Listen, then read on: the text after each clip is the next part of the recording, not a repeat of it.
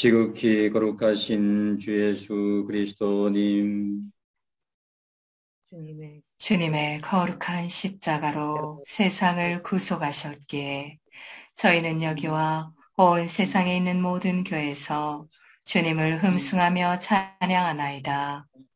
성부와 성자와 성령의 이름으로 아멘. 성부와 성자와 성령의 이름으로 아멘. 주님께 찬미와 감사와 경배를 드리려 여기 왔나이다. 주님께 찬미와 감사와 경배를 드리려 왔나이다. 성부와 성자와 성령의 이름으로 아멘. 사도 요한 1. 성서에서의 언급. 요한은 성경의 12사도 명단 가운데서 시몬 베드로, 안드레아, 형 야고보와 함께 언제나 앞자리를 차지하였다. 마르코 복음에서는 시몬, 큰 야고보에 이어 세 번째로, 마테오와 루카 복음에서는 베드로와 안드레아, 야고보에 이어 네 번째로 등장합니다. 이에 비해 사도행전에는 베드로 다음 두 번째로 언급된다. 이 사실로 12사도 가운데서 요한이 차지하는 비중을 알 수 있다. 요한은 제베데오의 아들로 겟네사렛 호수에서 고기를 낳고 있을 때 예수님의 부르심을 받아 제자가 되었다. 그는 친형이자 같이 부르심을 받은 야고보와 베드로와 함께 예수님이 가장 가까이에 두는 제자가 되었다. 그래서 예수님께서 야이로의 죽은 딸을 살리셨을 때, 예수님이 영광스러운 모습으로 변모하셨을 때, 그리고 최후 만찬을 마친 예수께서 겟세마니에서 기도하실 때 같이 있었다. 예수님은 요한 형제의 격렬한 성격 때문에 이들에게 천둥의 아들이라는 의미의 보아네르게스란 별명을 붙여주었다.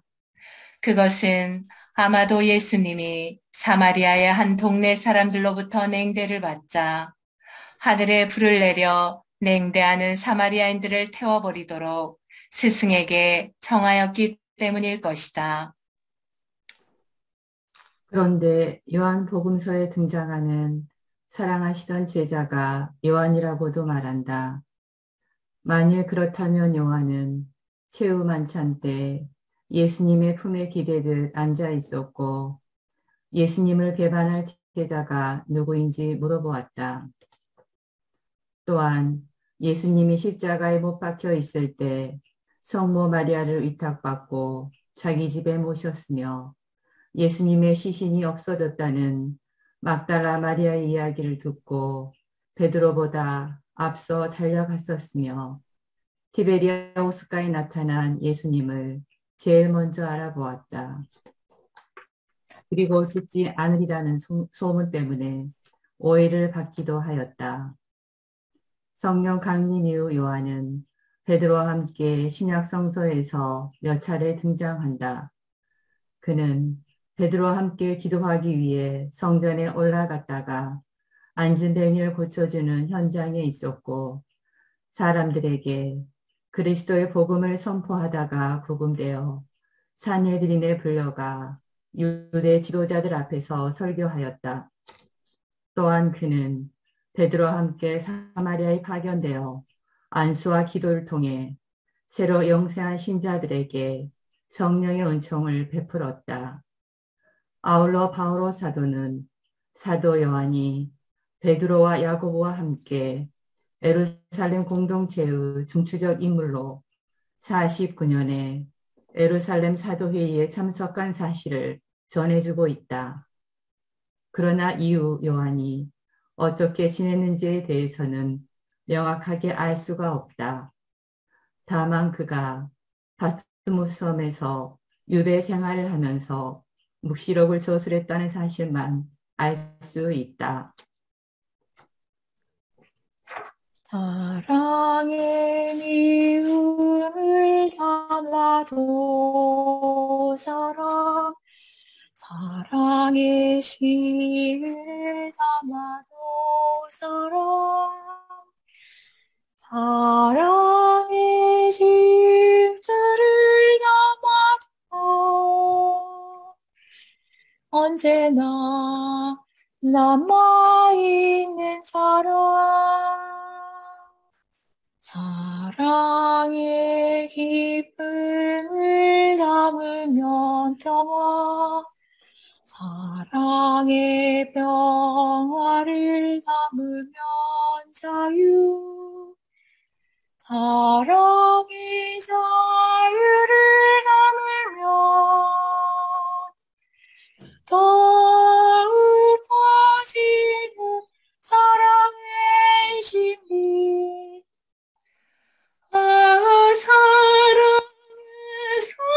사랑을 담으면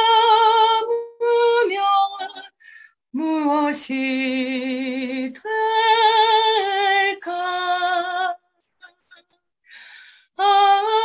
사랑을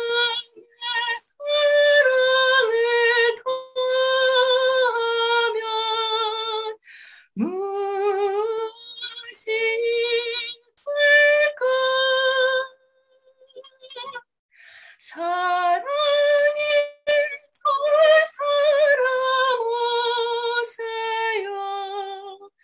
사랑을 찾는 사람 오세요.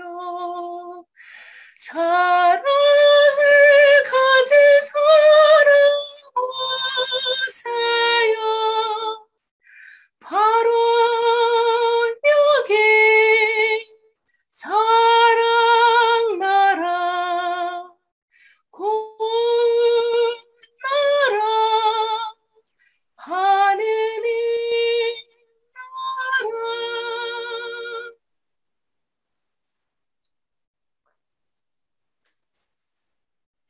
전승에서의 언급. 전승에 의하면 요한은 여러 해 동안 예루살렘에서 지도자 생활을 한 후 에페소로 갔다고 한다. 그는 유배 전까지 에페소에 머물러 있었고 로마 황제 네르바 시대에 에페소에 돌아와서 서간과 복음서를 저술하였다고 한다. 이를 통해 요한이 유배 후에 확실히 에페소에서 선교와 사목활동에 종사했다는 것을 알 수 있다.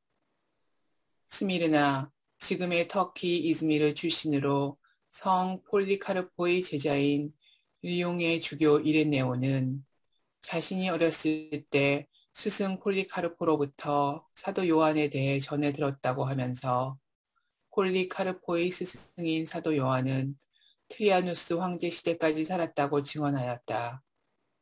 또한 그는 사도 요한이 도미티아누스 황제 때 파트모스 섬으로 유배되었고 그곳에서 묵시록을 썼다고 한다. 알렉산드리아의 클레멘스는 사도 요한이 에페소에 공동체를 세우고 주교들을 임명하였다고 기록하였다. 그리고 그가 에페소 근교에서 한 강도를 회개시켰다고 하였다. 요한이 에페소에 처음으로 복음을 전파한 것은 아니며 바오로가 에페소에서 활동하기는 하였지만 그 역시 에페소의 최초 선교사는 아니다. 그는 이곳에서 유대교 그리스도교 공동체를 발견하였는데 이러한 경향은 요한 사도의 가르침에서 기인한다고 볼 수 있다. 106년에 아폴로니오는 에페소에서 요한의 가르침이 전래되고 있다고 증언하였다. 또한 요한이 죽은 어떤 사람을 살렸다고 증언하였다. 에페소의 주교인 폴리크라테스는 요한 사도의 무덤이 에페소에 있다고 증언하면서 그는 예수님께서 사랑받던 제자였으며 사제로서 순교자요 교사였다라고 증언하였다. 테르톨리아노는 요한이 끓는 기름 속에 던져졌지만 기적적으로 화상을 입지 않고 빠져나왔다고 전한다. 그의 사망에 대해서는 죽지 않고 승천하였다고 주장하기도 하지만 좀 더 신빙성이 있는 2세기 전반기의 전승은 도미티아누스 황제가 죽은 후 유배지에서 풀려난 에페소에서 살다가 트라야누스 황제 치세인 100여 년 전에 90이 넘는 나이에 사망한 것으로 언급하고 있다. 사도 요한은 죽기 직전까지 제자들에게 사랑하는 자녀들아 서로 사랑하라고 끊임없이 말했다고 한다. 요한의 무덤은 4세기부터 주요 순례지 중 하나가 되었으며 6세기에는 요한의 무덤에 있는 흙이 병을 고치는 능력을 갖고 있다고 여겨지기도 하였다. 위경인 요한행전은 요한이 매우 어렸을 때 예수의 제자가 되었다고 전한다. 그로 인해 4세기부터 성화상에 등장하는 요한은 턱수염이 없는 모습으로 등장하며 중세 시기에도 12사도 중 가장 어린 모습으로 묘사하였다. 동방교회는 요한을 길고 흰 턱수염을 지니고 자신이 쓴 복음서를 들고 있는 노인으로 묘사하였다. 그리고 그가 묵시록을 썼기 때문에 그에게 신학자란 호칭을 붙였다. 복음서 저자인 요한의 상징은 독수리이다. 그 이유는 요한 복음서의 서두가 매우 높은 위치에 있는 듯하기 때문이다. 요한은 또 뱀이 있는 성작으로도 상징되는데 요한이 독이 든 잔을 받고 축복을 하자 독이 뱀으로 변했다는 전승에 따른 것이다. 사랑과 겸손 함께 마음의 꿈을 품은 단순한 모든 이는 꿈을 이루갑니다. 그대만이 믿음 갖고 단순함 삼게 따르면 더 기쁘고 완연한 삶 살아가게 됩니다. 만약 매일 땀 흘려서 돌을 쌓기 원하면 머지않아 높은 곳에 도달하게 됩니다. 사도 요한이 살았던 에페소 성서 관련 신학성경 요한묵시록의 7대 교회 중에 첫째 편지는 에페소 교회를 겨냥한다. 에페소는 서남쪽 아시아 속주의 수도요 큰 항구 도시로서 아르테미스 여신 숭배의 중심지였다. 에페소 교회는 인내심으로 거짓 순회 선교사들을 몰아내고 그리스도의 이름 때문에 당하는 어려움을 이겨냈다는 점에서 칭찬을 받을 만하다. 그러나 신앙을 받아들일 때 지녔던 그리스도와 동료 신자들에 대한 순수한 사랑을 저버린 점에 대해서는 비난받아 마땅하다. 이에 대한 경고로 부활하신 그리스도께서는 회개하지 않으면 그 교회의 등경을 치워버리겠다고 경고하신다. 등경이 치워진 공동체는 교회가 아니다. 동시에 니콜라오파를 배척한 것을 두고는 칭찬하시면서 성령께서 여러 교회에 하시는 말씀을 끝까지 잘 듣는 사람에게는 하느님의 낙원에 있는 생명나무의 열매를 먹게 해주겠다고 약속하신다.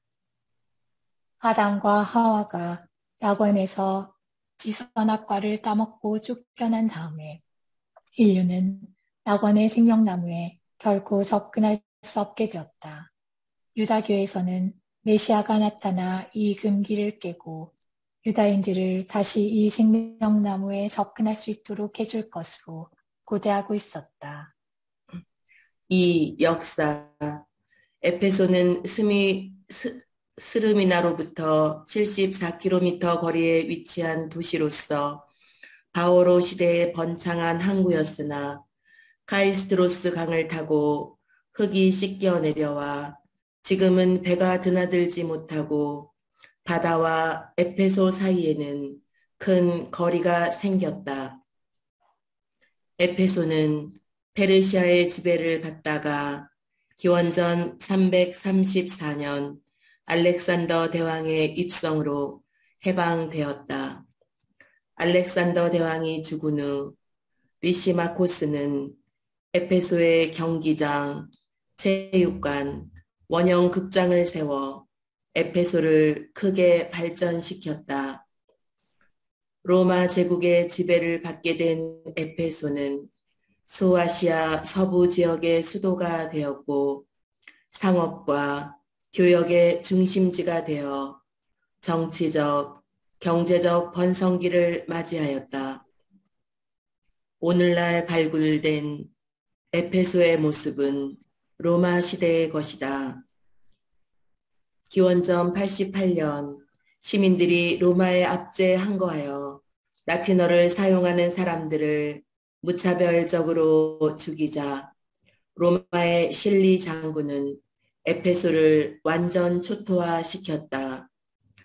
아우구스투스 황제 때 다시 재건된 이 도시는 아시아 속주의 정치, 산업, 문화의 중심지가 되었다. 지금의 에페소는 오스트리아 고고학자들이 발굴한 것이다. 8. 초대의 교회 사도 바오로가 제2차 선교여행 시에 이곳에 잠시 머물렀고 제3차 선교여행 시에는 2년 3개월가 머물면서 많은 기적을 행하였지만 사람들이 많은 책을 모아 모든 사람들 앞에서 불사르는 사건이 일어나기도 했다. 바오로는 이곳에서 복음을 전하였고 티모테오, 아킬라, 프리스킬라, 아폴로 등이 복음을 가르쳤다. 바오로는 로마 옥중에서도 이곳에 편지를 보냈다.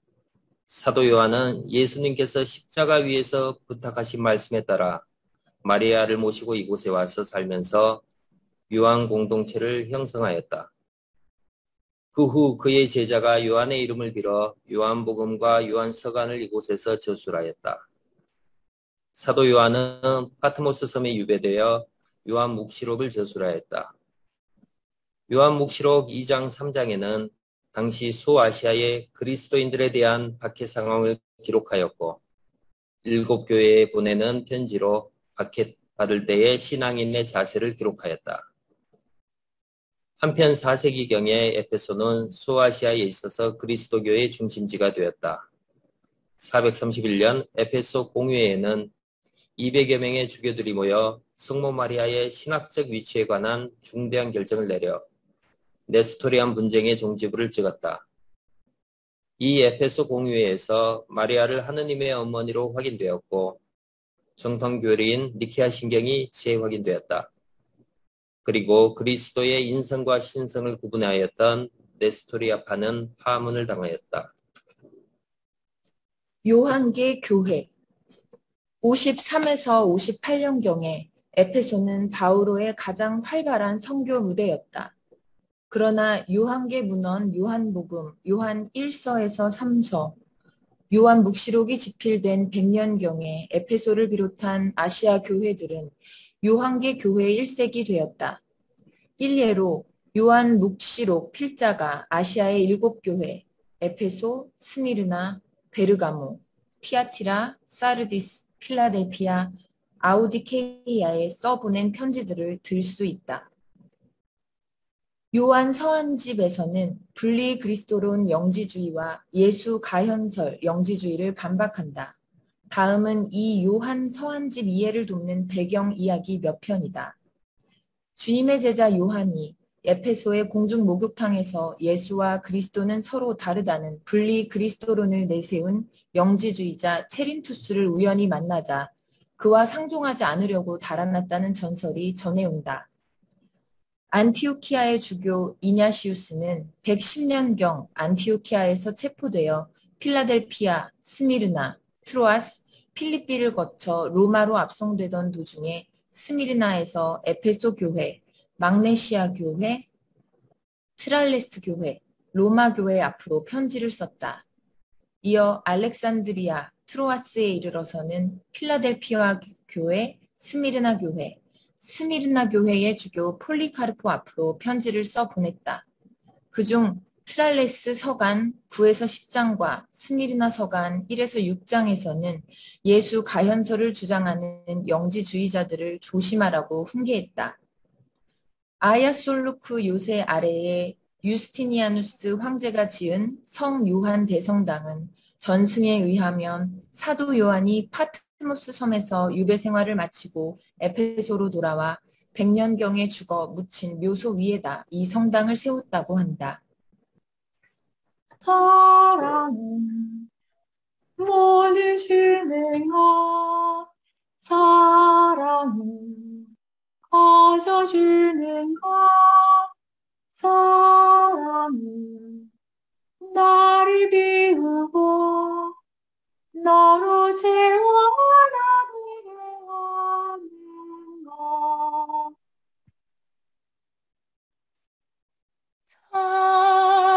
사랑은 시기지 않고 사랑은 성내지 않고 사랑은 나를 비우고 너로 채워 하나 되는 것. 에페소 공의회 테오도시우스 2세 황제 콘스탄티노플 대주교 네스토리우스와 알렉산드리아 총대주교 치릴루스 간의 그리스도론 논쟁을 종식시키려고 431년 6월 7일 에페소 성모 성당에서 공의회를 열기로 했으나 제때 열리지 못했다. 네스토리우스에게 동조해온 시리아 주교관이 도착하기도 전에 알렉산드리아 총대주교 치릴루스와 에페소 주교 멤논이 주축이 되어 6월 22일 서둘러 공회를 열고 네스토리우스를 파직하고 성모님께 하느님을 낳으신 분이라는 존칭을 드리기로 결의했다. 네스토리우스는 시리아에서 태어나 시리아의 수도 안티오키아에서 수도에 입회하여 신학을 공부한 다음 명설교가로 이름을 떨쳤다. 그는 테오도시우스 2세 황제의 총리를 받아 428년 콘스탄티노플 대주교로 발탁되었다. 당시는 성모 신심이 고조되던 때라 교우들이 성모님을 하느님을 낳으신 분이라고 부르곤 했었다. 사실 이 존칭은 신조어가 아니었고 오리게네스 1854년에서 254년 때부터 그리스도 교부들이 자주 사용해오던 간용어였다. 네스토리우스는 그 존칭을 사용하지 말고 그 대신 그리스도를 낳으신 분이라 부르라고 했다. 그의 논리인즉 예수는 신격과 인격을 갖추신 분이신데 성모님은 인간 예수만을 낳은 인간 예수의 어머니이지 결코 신 예수의 어머니는 될 수 없다는 것이었다. 이에 반해 치릴루스는 예수의 신성과 인성은 한 위격으로 합치되었다고 주장했다. 네스토리우스 편을 들던 안티오키아 총대주교 요한과 시리아 주교단이 뒤늦게 에페소에 당도하여 자기네에게 동조하는 주교들과 함께 6월 26일 따로 회의를 열고 치릴루스와 멤논을 파직했다.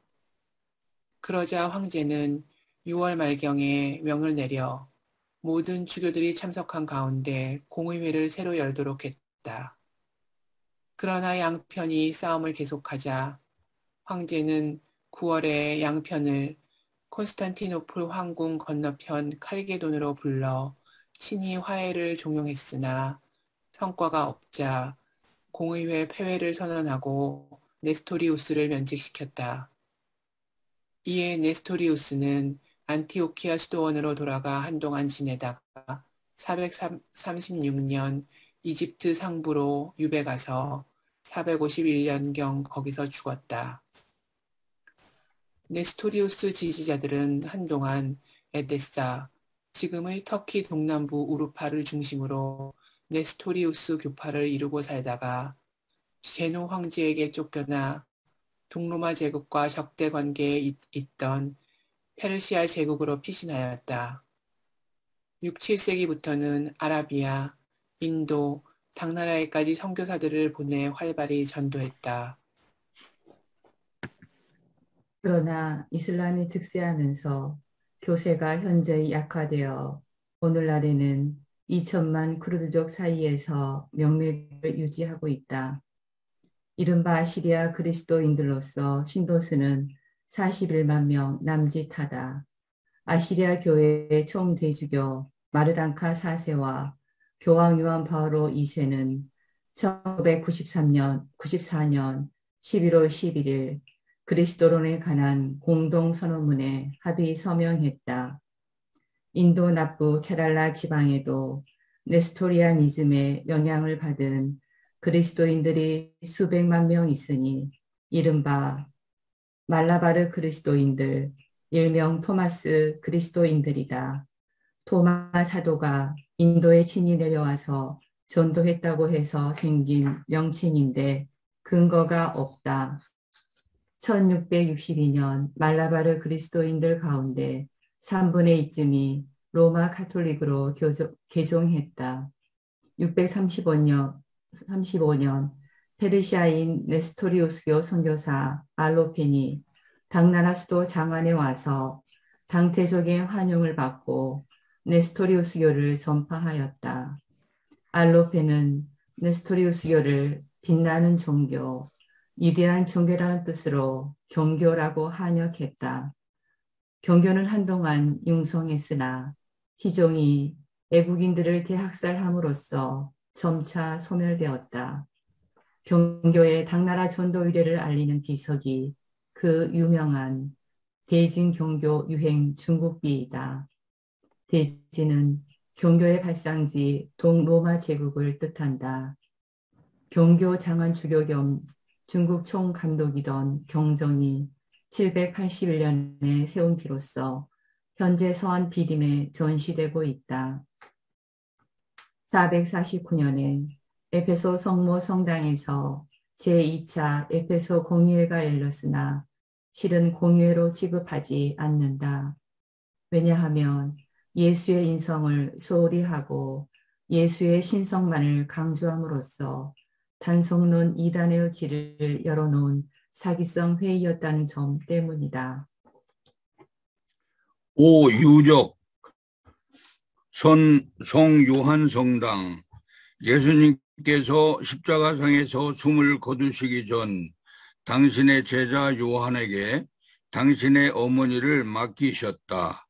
요한은 성모님을 모시고 예루살렘에서 에페소로 옮겨와서 지금의 에페소 시내 성모성당 터에서 살았고 죽어서는 에페소 서쪽 언덕 뒷산에 묻혔다고 하는데 요한이 묻힌 곳에 4세기에 목조 성당이 건축되었다. 유스티니아누스 7세 때는 돌과 붉은 벽돌로 거대한 대성당으로 증축했으나 8세기 때 이슬람의 침입으로 파괴되어 오늘날은 폐허 위에 수많은 유적의 흔적만 남아있으며 십자형 성당 한복판 대리석 기둥 4개가 서 있는 곳이 사도 요한의 무덤이라고 한다. 에페소, 페르가몬, 필라델피아 등지에서는 비잔틴 시대에 요한 성당이 세워진 반면 바오로 성당은 전혀 없다. 이는 소아시아 지방에서 바오로보다 요한의 영향력이 컸다는 증거라 한다. 이 성모성당 노천극장에서 아르키디안 도로를 따라 항구 쪽으로 100m 내려가면 오른편에 5세기 초엽에 지은 성모성당이 있다. 그 터는 성모께서 사도 요한과 함께 예루살렘에서 에페소로 옮겨와 살던 곳이라는 전생이 전해왔는데 431년 에페소 공회의에 참석한 교부들은 이것을 사실로 받아들였다. 이 성당은 교회 역사상 성모님께 봉헌한 첫 번째 성당이다. 주께 두 손모비나니 그시는 종의 부서 주가 예비하신 동산에 항상 있게 하소서. 주 우리 맘의 새빛이 어둠 밝게 하시고 진리의 말씀 안에서 늘 순종하게 하소서. 서로 참아주면서 서로 감싸주면서 서로 사랑하면서 주께로 가는 길. 주 사랑의 종소리가 사랑의 종소리가 이 시간 우리 모두를 감싸게 하여 주소서. 성모 마리아의 집 431년 에페소에서 열린 공회에 참석한 교부들은 성모께서 예루살렘에 이사와서 성모 성당터에 사셨다는 전설을 그대로 인정했는데 오늘날 에페소를 찾아가면 에페소 앞산 남서쪽 능선 아래 지점 속칭 피냐야 카플루에 성모 마리아 집이라는 곳이 있다. 그리스도인들은 성모님께서 이곳에서 사시다가 돌아가시고 부활하시고 승천하셨다고 믿고 있다. 많은 이슬람 순례객들도 꾸란의 말씀에 따라 성모님을 존경하기 때문에 이곳을 찾아온다.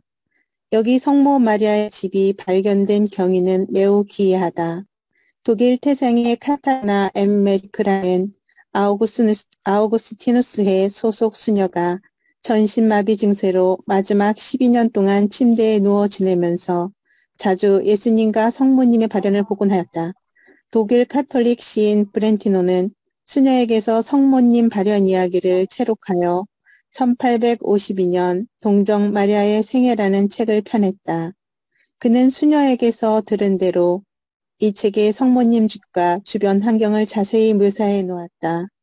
1878년 프랑스어로 번역판이 출간되었는데 이 책자를 구해 읽은 융일한 신부와 그 일행이 1891년 에페소 주변 사냐에서 책 내용과 맞는 집과 풍경을 찾았다는 것이다. 이듬해 이즈미르 대교구 틸로니 대주교가 이곳에서 미사를 드림으로써 순례자들이 모여들기 시작했다고 한다. 여기에는 6세기, 7세기 비잔틴 시대 집, 주춧돌만 남아 있었는데 이탈리아 카푸친 수도회에서 1950년 그 주춧돌 위에다 현재의 건물을 지었다.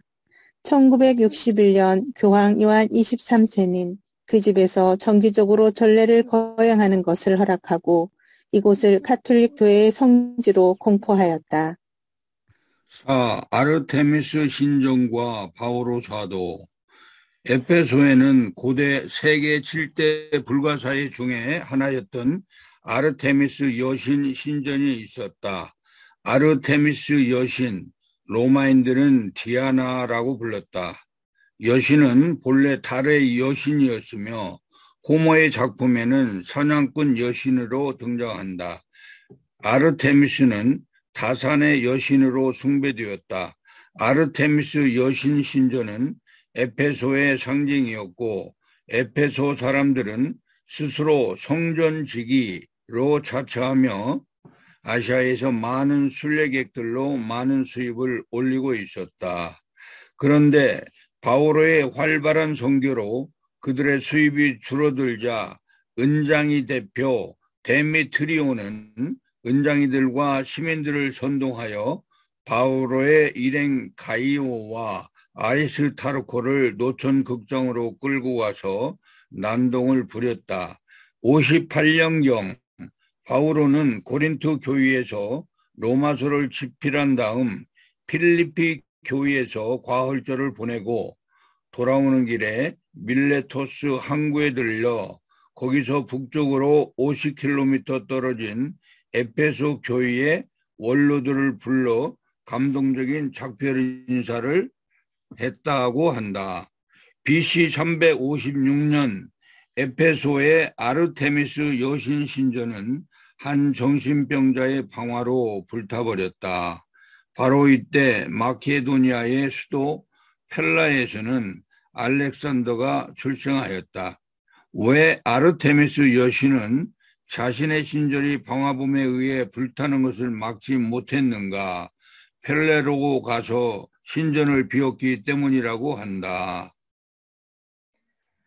알렉산더 대왕은 페르시아를 패배시키고 에페소를 방문하였다. 그리고 불타버린 아르테미스 여신 신전을 재건시켜 주겠다고 제안하였다. 이때 에페소 시민들은 자력으로 신전을 복구하기를 원하였으며 알렉산더 대왕의 제안을 외교적으로 거절하였다. 신 알렉산더 대왕을 지칭하는 말, 신이 다른 신의 신전을 건설한다는 것은 합당치 않다는 이유였다. 아르테미스 여신 신전을 재건하기 위해서 에페소 여자들은 가지고 있던 모든 귀금속을 다 바쳤다. 재건된 아르테미스 여신 신전은 아테네에 있는 파르테논 신전보다 4배가 큰 규모였다. 이것이 세계 7대 불가사의의 하나, 즉 길이는 약 130m, 넓이는 약 70m, 높이 20m, 또한 20m에 달하는 127개의 석주, 기둥이 있다. 이 아르테미스 신전은 BC 7세기에 창건되고 BC 6세기, 기원전 4세기에 재건되었다. 265년에 또다시 재건된 신전은 그리스도교가 로마 제국의 종교로 지위를 굳힘으로써 인기를 잃게 되었다. 그리스도인들은 에페소에 성요한 성당을 짓고 또 콘스탄티노플에 성 소피아 성당을 지을 때 에페소의 아르테미스 신전을 헐어 건축자재로 사용함으로써 신전은 파괴되고 말았다.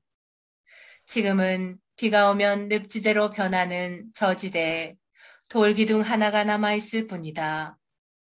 에페소 박물관 아르테미스 전시실에 전시된 유물에서 그 옛날의 신전 규모와 여신상을 볼 수 있다. 야외 원형극장, 헬레니즘 시대에 건축된 이 극장은 클라디우스 황제 때 공사가 시작되어 트리아니스 황제 때 완성되었다. 터키 전역에 산재한 노천 극장 중에 가장 규모가 크다. 관중 약 2만 5천 명까지 수용할 수 있는 단원형 대형 야외 극장이다. 청중을 위한 대리석 좌석은 3층 구조이며 각 층은 22계단으로 되어 있다. 1964년부터 발굴되기 시작하였으며 현재 많은 부분이 복원되었다. 아고라 시민광장. 3세기 초반에 재건된 아고라는 야외 극장으로부터 남서쪽에 위치한 개방식 장방형으로 각 편이 110m이며 그 주위에는 돌기둥들로 이루어진 회의장들과 그 뒤에는 상점과 방들이 있고 광장 가운데에는 해시계와 물시계가 있었다. 켈수스 도서관. 아고라 남쪽 가까운 곳에 2세기경에 건축된 로마 제국 시대 최대 규모의 도서관이다. 약 20만 권의 장서는 철학의 아버지 탈레스와 헤라클레이토스의 학문의 전통을 이어준 것이다. 복원 작업이 계속되고 있다. 이 밖에 에페소 시가지에서 볼만한 곳을 소개하자면 실내극장, 시청, 트리아누스 센터, 하드리아누스 신전, 스콜라스티카 공중목욕탕, 공중수세식 화장실, 사창가 등이 있다.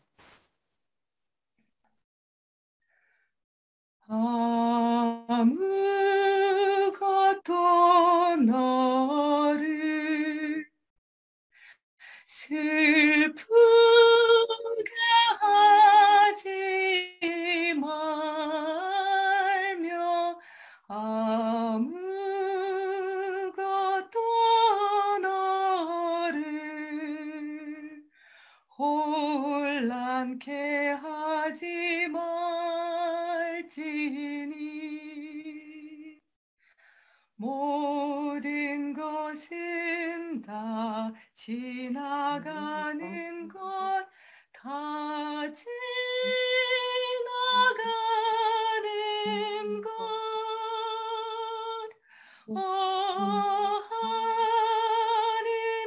하느님은 불변하시니 인내함이 다 이기느니라.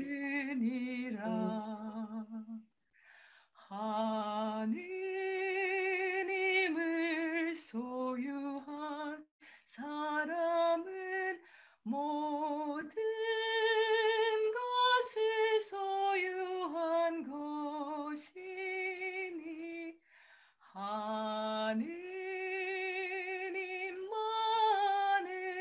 하느님만으로 만족